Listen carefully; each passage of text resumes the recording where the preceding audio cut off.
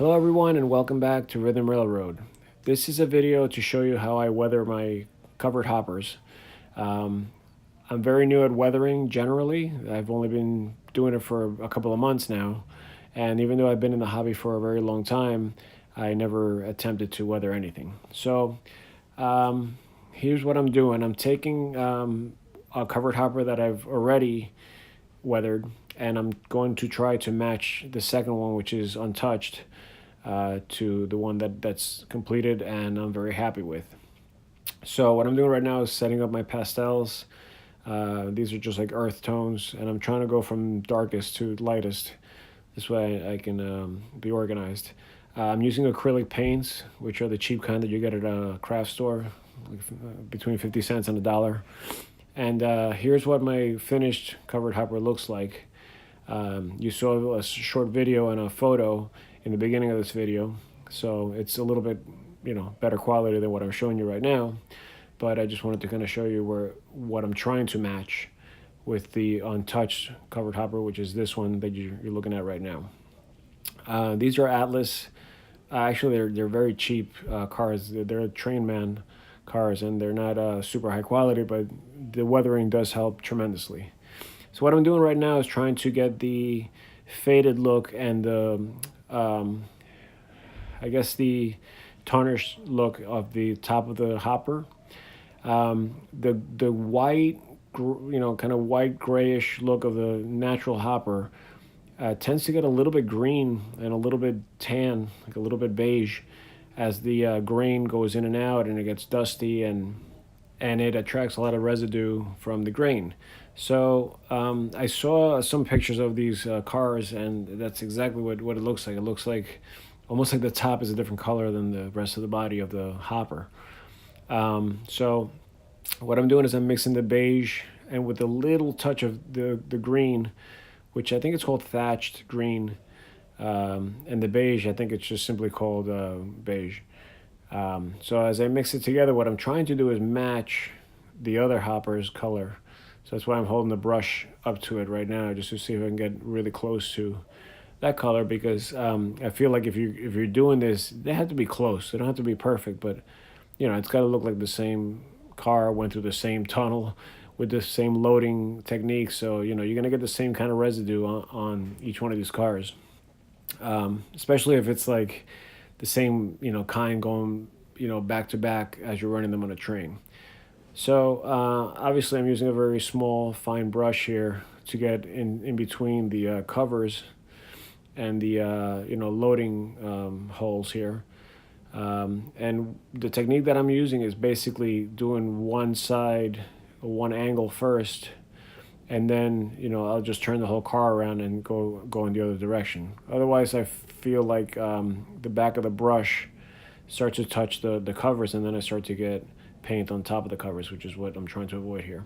So as you can see, it's starting to develop that faded look, and it also makes the covers, those lids, pop out because you create contrast here.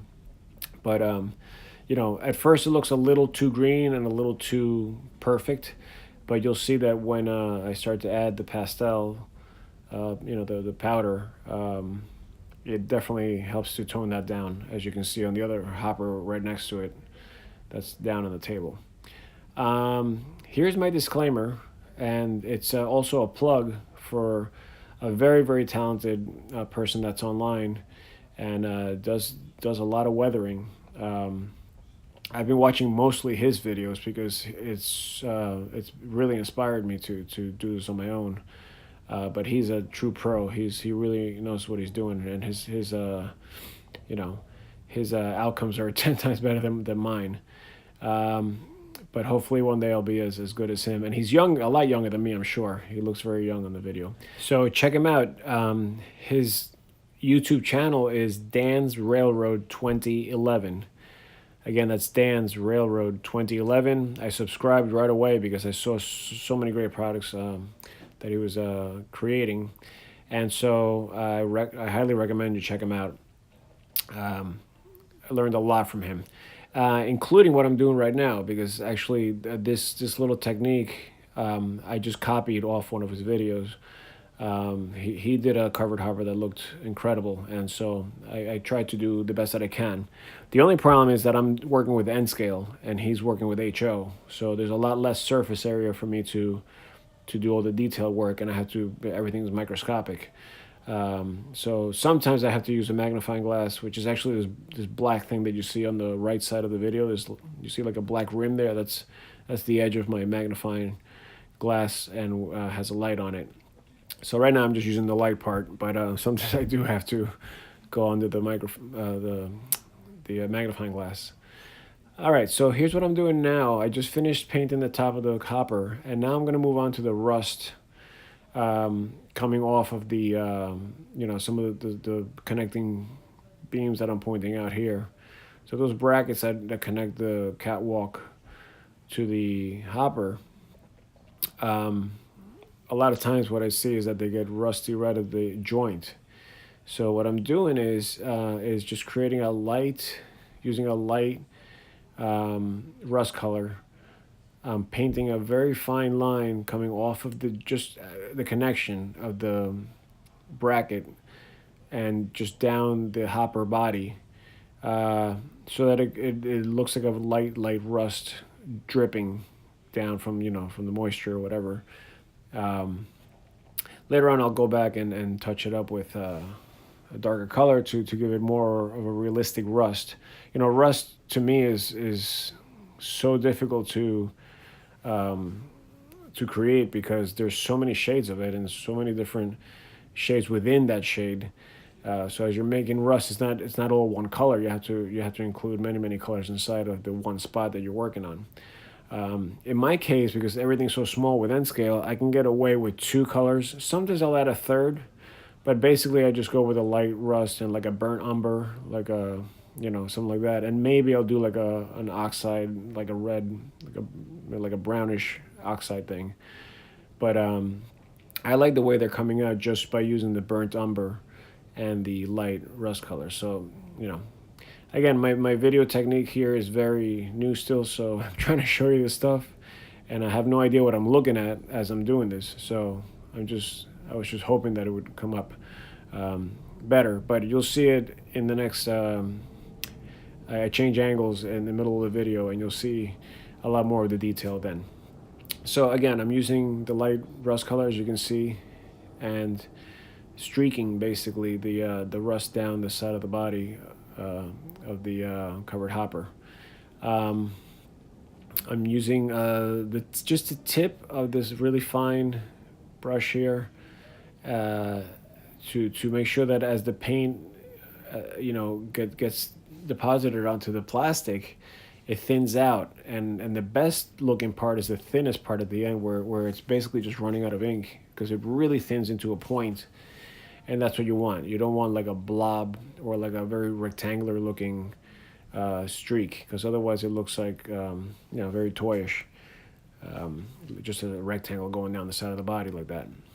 So the other thing I try to do is not do every single bracket, because realistically speaking, it's not likely that every single bracket would rust at the same exact time with the same exact length of rust and all that stuff. So I'm just kind of trying to do it randomly, and I don't want to over like this. It's not supposed to look extremely rusty. It's supposed to look slightly weathered, and so there are some things I want to make sure that are accented, but not everything.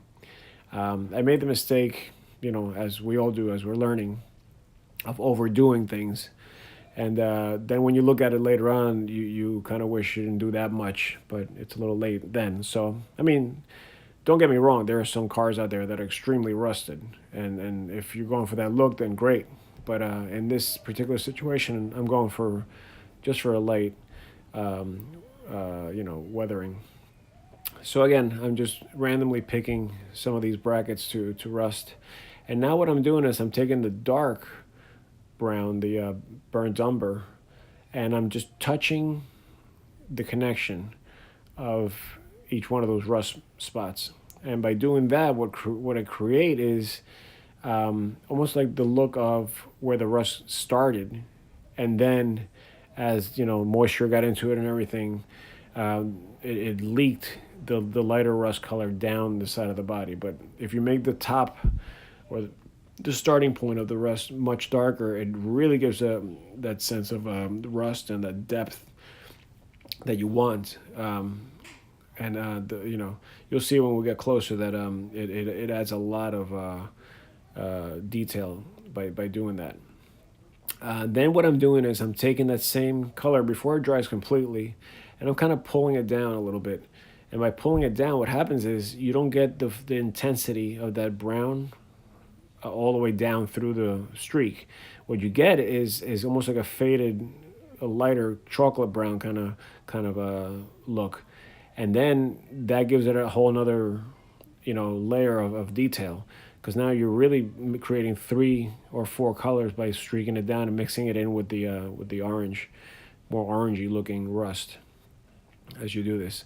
It's a little tricky at first. You got to kind of get used to it. And you got to have steady hands, especially with this gauge, and with N scale, it's just really hard to get all these little details in. But that's what I'm doing here. And if you can see what I'm doing, and I got this technique from Dance Railroad 2011 as well. And what I'm doing is I'm bracing my hand as I do this, so just to keep everything nice and steady. It's important, because if you just kind of go at it with the brush free-handed without any kind of bracing, the tendency is to not get the lines to look as straight as they can look.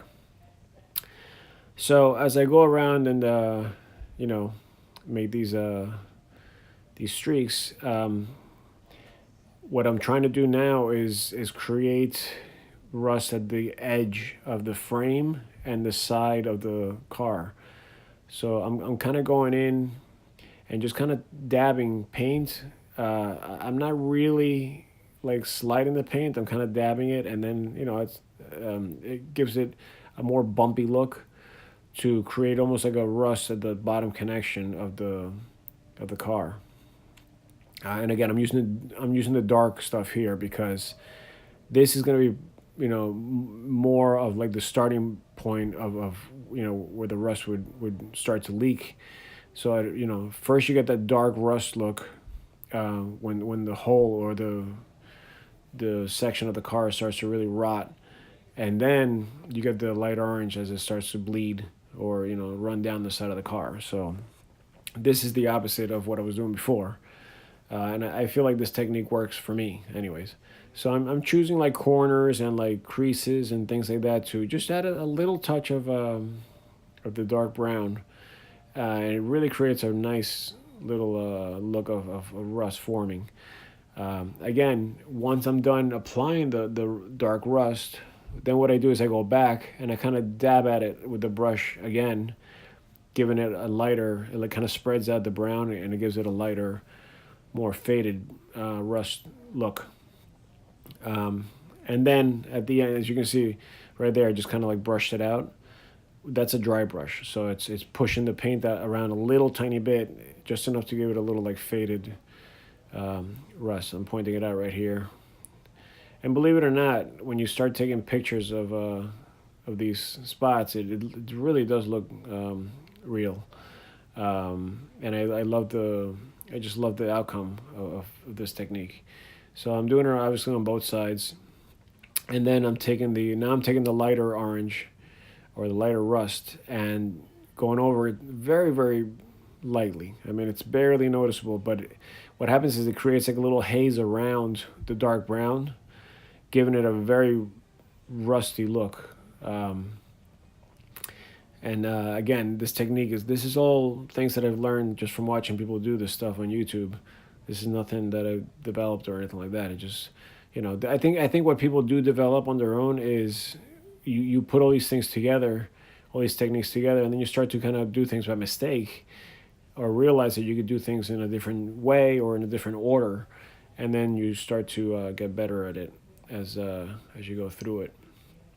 So again, I'm kind of just working the rust at the creases here, and my hands, I promise you, are not this fast. Obviously, I sped up the video because this takes a long time. If you really want good results, you got to kind of work at it. So I think generally speaking, each car is taking me about an hour to an hour and a half. Um, and that's because I'm still kind of new at it. I think once I get the technique, it'll go faster. Actually, this car took a lot less time to put together than the first one, because I was experimenting with the first one and trying to figure it out, and so on and so forth. So what I'm showing you right now is a technique that I learned from somebody else. I forget who it was, but it's what I'm doing is I'm taking a pin and just putting just a touch of the dark brown on the side of the car to create almost like a very small rust hole, or like a pitted look, so that once I start smearing it down, at least it's a smaller section. um, and I'm just gonna say one thing right now. It worked on my other cars much better than it did on this one. For some reason, I could not get the paint to really stick. So I started to make the hole bigger and bigger, and then it got a little too blotchy. It got a little too big. And this is the nice thing about using acrylic paints, that you can kind of wash it off if you're not happy with it by just putting a little alcohol on it and just rubbing it off. You just got to be careful that you don't start smearing off the stuff that you do like.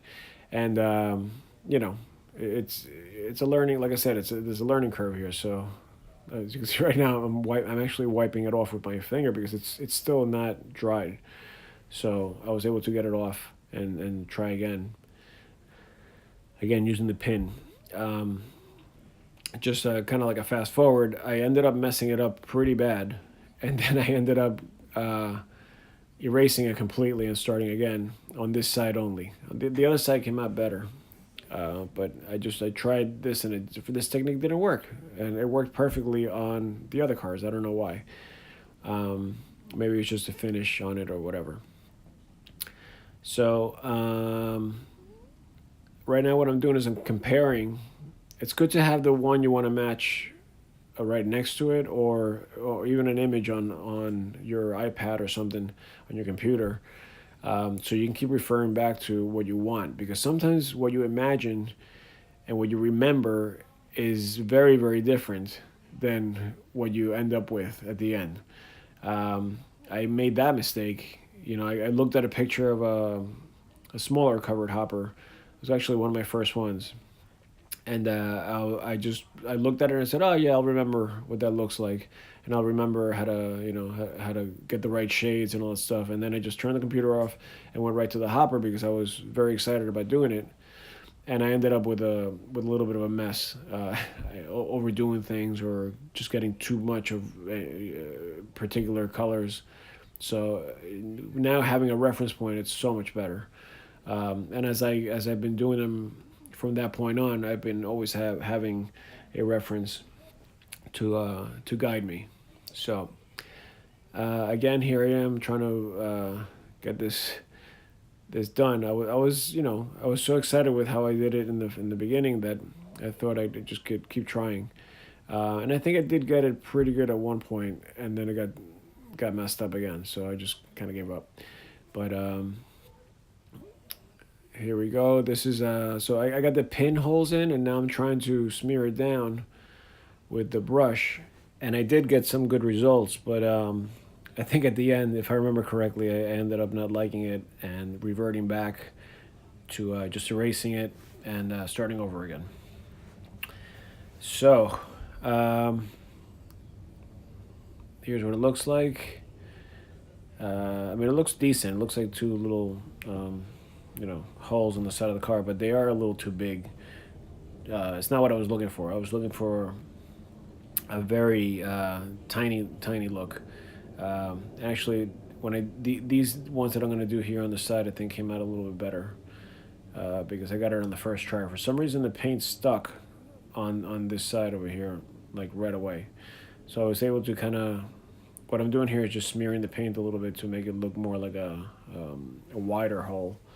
But you know, it's just a better result right in that little spot for some reason. Now I'm going back again with the same technique. It's just basically the lighter orange. Um, so it makes it look like there's a little haze around the hole.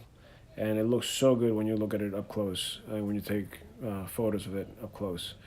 Um, but I I guess people can get really into weathering, and I applaud them. I think people that do these things at a much deeper level are incredibly talented. But I'm dealing with very basic materials here. I'm not one to go out and get an airbrush. They're expensive, and the paints are hard to deal with, and I think they're expensive also. I don't know too much about it, but I'm using some cheap paints and some pastels and things like that, and I'm getting pretty far with them. I mean, at least for my for my taste. Um, but maybe one day I will get into airbrushing and things like that. All right, so here's my first giant mistake that I made. After I had already gotten my rust holes and all that stuff in pretty good shape, I went back and I added. This is what they call a wash, and I always test my washes on the bottom of the car before I go around to the side, because I figure who cares if I mess it up down there, it's not, you can't really see it anyway.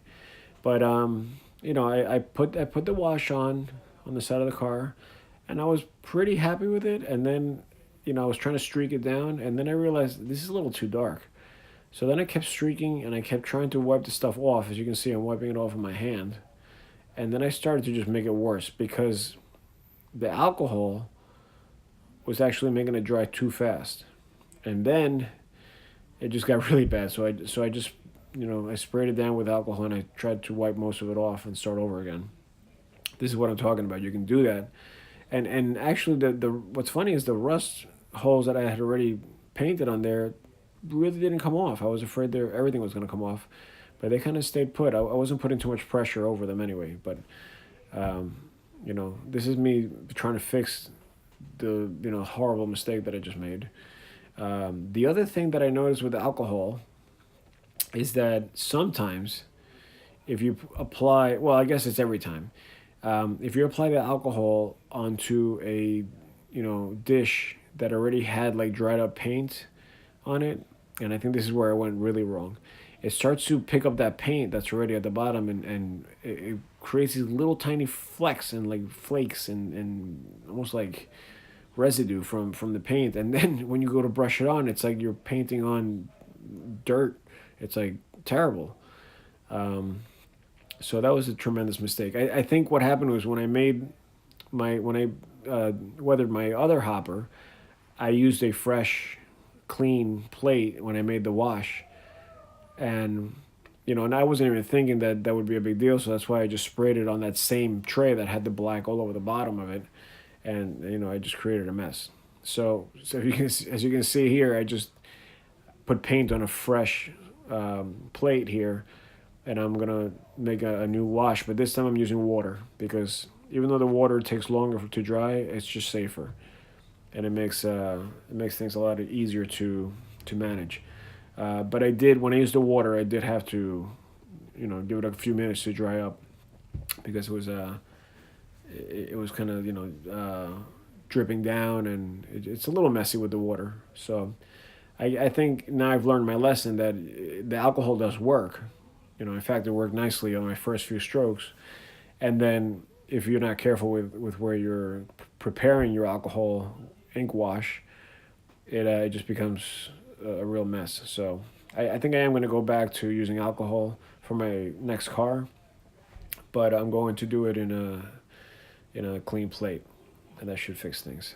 So now I'm a little freaked out, so I'm being very careful with how dark, I make this wash. And I'm almost playing it extra safe by putting a lot of water in and barely getting a black, wash out of this mix, because I did get a little freaked out by it. So what I'm gonna do now is basically use multiple layers of the wash. So here I'm doing my first one. And what I do is I go sideways first, just to get it into the crevices, into the grooves and things. and it brings out those little grooves as the ink gets in it. And then I'm just washing it off and kind of, absorbing it by just poking at the paint or the puddles that it creates with the brush.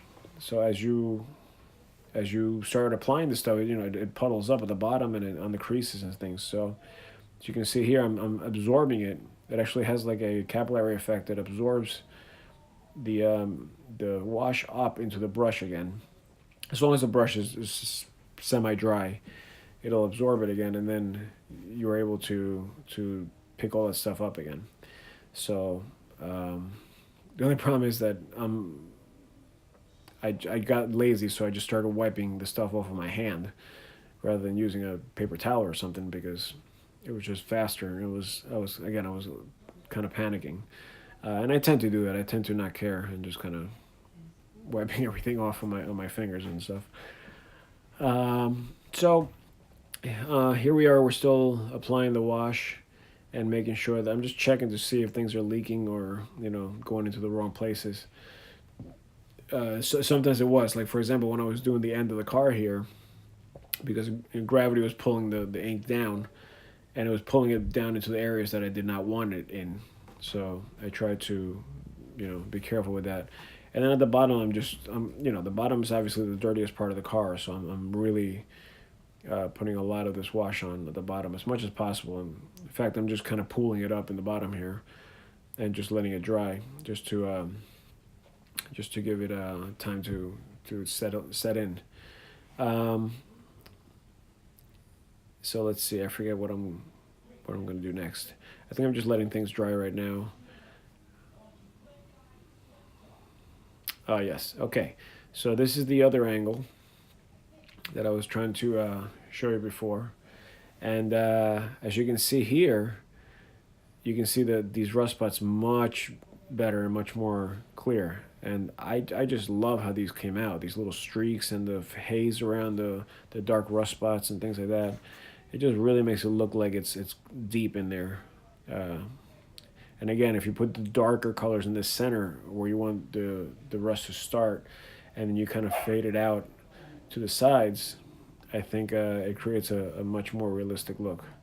So now I'm just kind of putting rust, here and there in random places.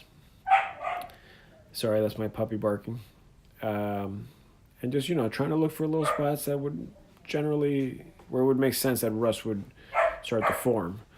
Most of the times it's in connections or, joints and things like that. So that's what I'm going for here. These little corners and things. I'm putting the darker stuff, the burnt umber, in these little spots. And then I'm kind of like just sometimes on the edges of the bracing from the car. I like the way that looks too. I'm just kind of like rubbing a little bit on the sides and making sure that I make it look as best as I can.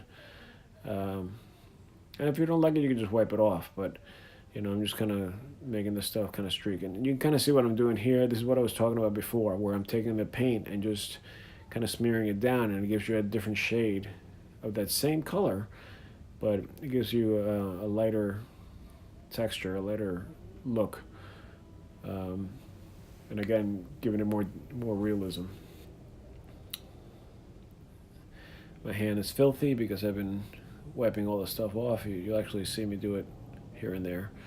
Um, when you load up the brush with the paint, chances are you're going to have too much paint on the brush. So I like to take some off, and I feel like the easiest place to do it is right on the side of my hand, because I could also see how much is coming off, and I feel like I have more control. But obviously, you don't have to do that.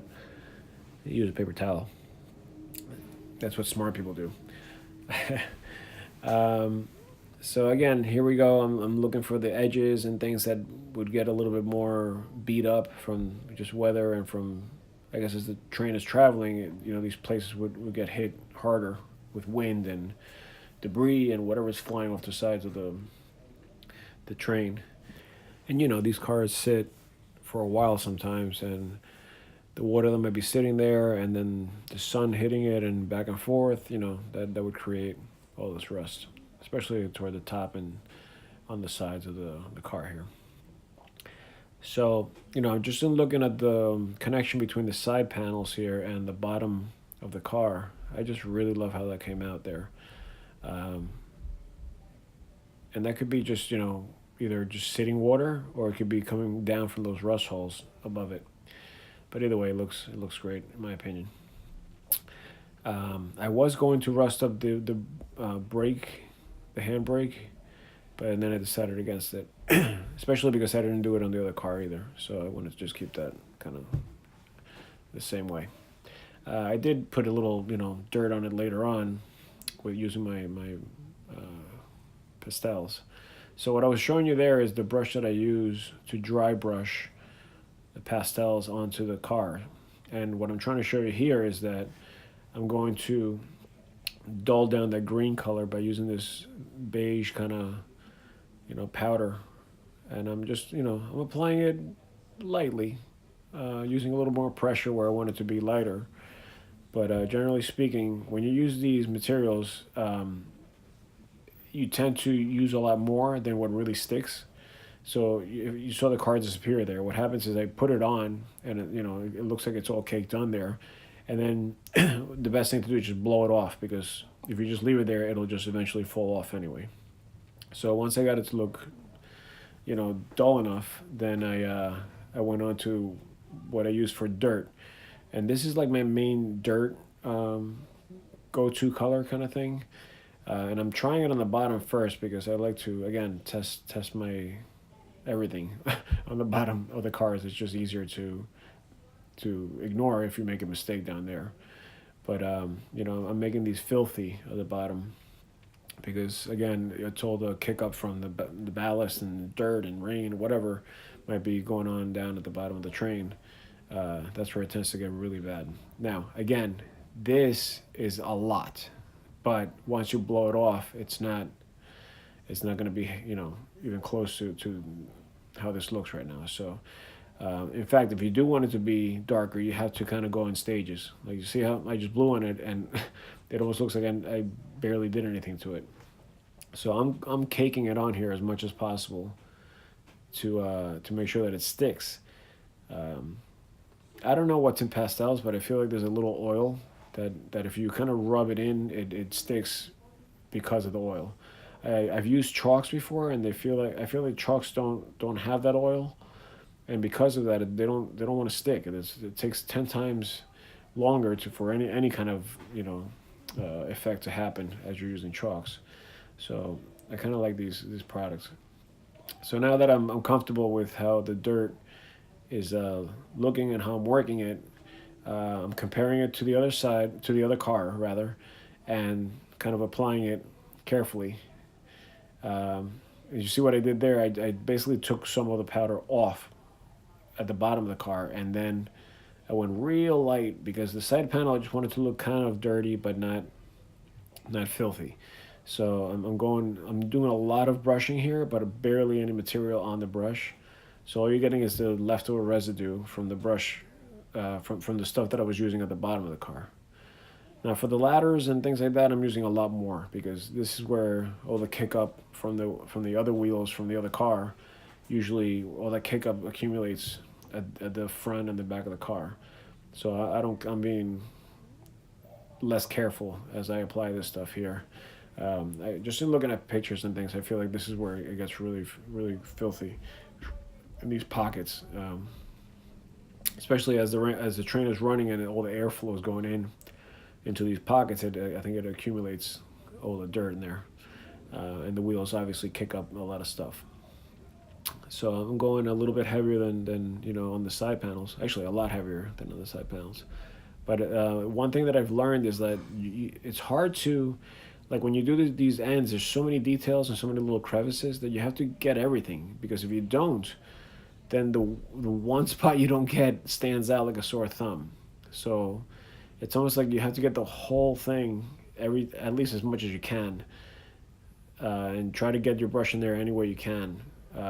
Otherwise, it looks silly when you see like a very shiny white, brake wheel compared to the rest of the filthy mounting brackets and everything around it, all the bracing and stuff. So now I'm gonna go to a darker dirt color, And this I'm going to use a little lighter on the car, because this you got to be careful with. This it's such a different color, and it has so much contrast with the natural color of the car, that you could very easily go out of control with this stuff. So I'm going very lightly, right at the top lip here of the car, because that's where most of the dirt from the water accumulates as the water runs down from the top to the side. The shape of these cars obviously are going to force the water into this area, and then those rippled kind of bracing things on the side are going to push the water away. That's why a lot of times you see these cars get dirtier right there where I'm brushing. Be careful if you're using this technique when you're applying an area, the stuff in areas such as this here, because I think what happens is, once this is like one of the last steps that I'm doing, and if I went too dark here, or if I did a little too much, it would be really hard to eliminate that stuff. So I said it before. When you put the powders on, they tend to be a little too dark, but once you blow on them, they get a lot lighter. So now I'm happy with this color here, and now I'm going back and adding a little bit of a dark brown, but not like the really dark stuff. It's a little lighter of a shade in between, just to give it more of a dirty look on top. And I'm gonna obviously compare it to the other car that's already done. And when you see it, you'll see that it matches quite nicely. So that's pretty close. I mean, just looking side by side here, it looks like they've been through the same battlefield. you know, uh, by just looking at how dirty they are, um, and by matching them. So now I'm going back to the bottom of the car here and just adding a little bit more depth. I feel like, when you take photos up close, if you are able to get a little bit more grime and dirt on the bottom of the cars, it really pulls out the details, um, of the top part. And it just, for me, it makes it look more realistic, because this would be where most of the dirt would accumulate at the bottom. Obviously, a car could have a clean bottom if they wash it or whatever. Uh, but I'm going for a look that looks like, it's been through a few runs, and they haven't touched it. They haven't cleaned it or washed it or anything like that. It's just natural, just the rain kind of washing off the sides, um, naturally. And the bottom never getting touched because the rain doesn't make it down there. So, all this debris that has been kicked up from many, many miles of traveling, has just stayed there, and hasn't had a chance to wash off with rain. So I'm getting near the end here with details. I'm just trying to look around and see what I'm missing, and what could be a little bit better, compared to the other car. I mean, um, and like I said, it's important that you match them as much as you can. Not match the details, but match the shades, and match the amount of rust. Because I feel like, unless you're running two very different cars and stuff like that, I feel like they look more real, if they kind of match. Okay, so I just noticed that the other car I had done this. Um, I had done this to the tops, and what happens is these cheap cars don't have any holes in these catwalks and these like the grating on top. So you have to almost expose the top ridges of the plastic here to make it look like, you know there are kind of like holes there, or there's some kind of like metallic, um, uh, texture there, sticking out. So what I'm doing is I'm taking, this is paint. I'm taking the burnt umber, and I'm getting it to a point where there's barely any paint on the brush, and I'm just using whatever residue is left to dry brush all these little ridges. So you can see now it looks much better. It looks like there's more texture to it. And I did this to my other car. Actually, I like the way it came out with this one better than with the last car, but it's close enough.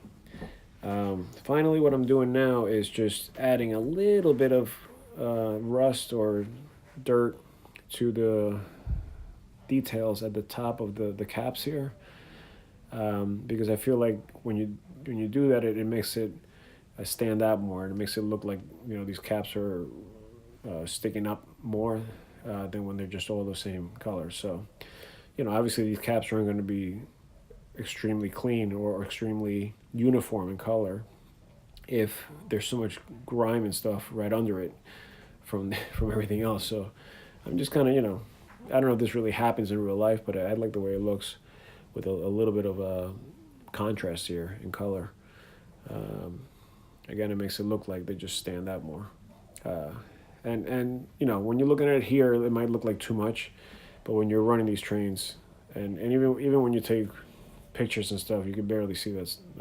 So it adds a little bit of uh, you know a slight effect of grime and dirt and stuff like that. But I'm happy with the way they're coming out anyway. One thing that I do want to mention is that when you're painting this stuff on, it looks like you're putting a lot sometimes, and then as the paint dries and everything, everything just gets lighter. So, and as time passes, also things get lighter. So don't try to make it too light. Even though I already said don't try to make it too heavy, you got to kind of find the balance to make it so that so that the stuff dries at the shade that you want it to dry at. Plus, when you start collecting natural dust from them sitting on your layout and stuff, they do tend to get a little lighter anyway. So now what I'm doing here is working on the trucks. Obviously, you can't have black shiny trucks with everything else weathered. So my technique, and I know this is different for many people, is that I put heavy rust on the springs, which I believe is where most of the rust accumulates. And then I just take the rest of the paint and kind of smear it around the trucks on the outsides to give it like a rusty look generally before I go back and add the pastel color. Because again, when you're dealing with paints, you're getting a different texture than when you put the pastel on. The powdery stuff makes it look a little bit more grimy than just paint. So I like to kind of combine both. So, I'm also touching up little things that I forgot with the ladder and little step things and whatever. This is my technique for wheels. I just glob a bunch of the orangey looking um, paint on there because I've noticed that when this stuff dries, if it's globbed on there, it looks really grimy. It looks really cool. So I just kind of, I really put a lot of paint in there. Um, I've tried doing it with less paint, and then the black comes out a lot from underneath. So you can see it looks more black than it does rusty. So I try to just glob it on there, and it dries really nicely. These are Atlas wheels. They're not, they're plastic wheels. They're not anything fancy like Fox Valley wheels or anything like that. So the details are not great, but what I've noticed is that if I paint the flanges, or not the flanges, the edges of the wheel, um, and also include the inside of the wheel, like I'm doing here. As you can see, I'm going around the rim of this outside part. It looks better than if I leave these rims black. So um, that's just me. That's how I do things. And then of course the coupler is the last thing that needs to be painted. Again, I feel like more on the coupler itself is better because the black doesn't come through as much. But here's the thing. The first coupler I did, I put way too much paint on there, meaning in the connecting points or in the moving parts, and I ended up freezing up my couplers. So you got to be careful, especially with these couplers. They're not great. But what I try to do is just glob it on where it's just a part that's just not going to be moving, and then as I get closer to the more delicate parts and the parts I need to open and close or move around, I put a lot less on there, if any at all. Just to so I still have the effect of the rusted coupler, but not I can still use them. They're not gonna lose their functionality because of the paint. So as you can see, I'm being really careful with the connecting point there, because that's where I went wrong with my first car. I just globbed it all on there, and it all froze. And then the coupler box, I feel like also needs it. Um, if I had more realistic looking couplers, I'd probably use a different approach. But right now, that's all I'm dealing with. So what I had to do was I had to let things dry before I applied the pastel here. And I'm using that dirt color, my go-to dirt color, which is like almost like a greenish brown. And I think they look great, especially on photos, uh, as you apply it on top of the rust. What generally happens in my experience is that the rust eventually comes through. So you'll have that dirty look of the pastel, the grime and stuff, and then the spring rusty stuff comes through eventually. What I'm doing here is just touching with a little bit of the beige or whitish powder, because that'll highlight all the parts that might be a little bit more grimy, and it pops the details out a little bit better. It helps to really focus on the bracing and stuff of the wheels. So now everything's dry. I waited a little while, obviously, and when I came back, everything was dry, and I'm just popping the wheels back on, which are a little tricky sometimes, but I've learned a few little techniques to get them in faster. But so that's pretty much it. I'm just testing that everything works, that everything's rolling, and just showing you here the details of the rusty wheels in the trucks. I really think they look nice like that, and that light that you're seeing there is actually from the magnifying glass. It's picking up my hi-hats and magnifying the light. So I'm using that as a little spotlight for these cars. But you can see they match up pretty nicely, and that's pretty much it. So I hope you like this video, and I hope to shoot many more on this technique and other techniques that I'm learning to use. If you'd like to see more videos like this one, please subscribe to my channel, Rhythm Railroad, on YouTube. And don't forget to hit the little bell icon so you get notified when I make new videos. Thanks for watching, and I'll see you next time.